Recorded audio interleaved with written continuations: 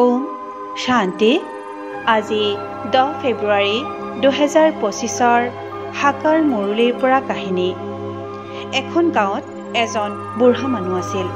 মানুহজনে সদায় নিজৰ গাঁওখন ইমূৰৰ পৰা সিমূৰলৈ ঘূৰে আৰু গাঁওখনত বাস কৰা প্ৰায়বোৰ মানুহৰে দুখ দুৰ্দশা দেখি মনত বৰ বেজাৰ অনুভৱ কৰি থাকে।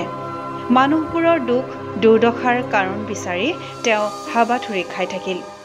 এদিন তেওঁ এগৰাকী জ্ঞানী মহিলাক লগ পাই গাঁওখনৰ মানুহবোৰৰ দুখময় অৱস্থাটোৰ প্ৰসংগ উলিয়ালে।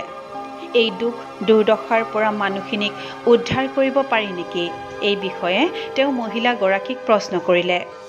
মহিলাগৰাকীয়ে বহুত মৰ্যাদা সহকাৰে বুঢ়া মানুহজনক ক'লে, চাওক ককাইদেউ, মানুহে সুখ শান্তি আৰু আনন্দ যিদৰে কৰ্মৰ আধাৰত লাভ কৰে, ঠিক তেনেদৰে তেওঁৰ সকলো দুখ দুৰ্দশাৰ আধাৰো হ'ল কৰ্ম।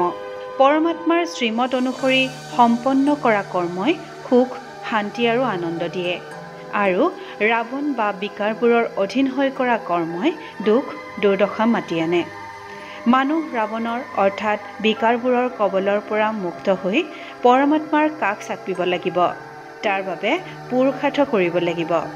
এক পৰমাত্মাৰ স্মৃতিত নিজক উৎসৰ্গিত কৰিব লাগিব। তেতিয়াহে ৰাৱণৰ শিকলিৰ পৰা মুক্ত হ'ব পাৰিব আৰু দুখ দুৰ্দশাও আঁতৰিব। ওম শান্তি।